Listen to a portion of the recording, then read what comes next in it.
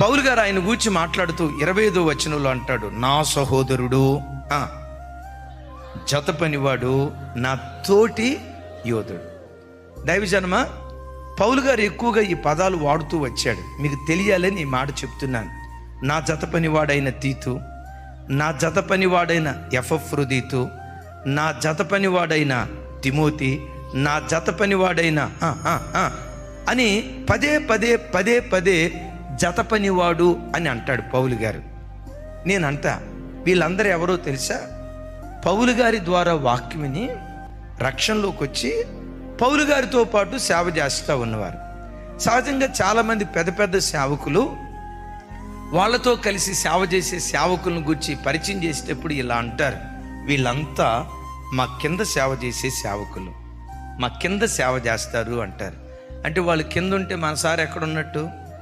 ఇకటి నుంచి అటే పోతాడు. ఎప్పుడు మా కింద సేవ చేసే సేవకులు ఆ మాట అనకూడదు.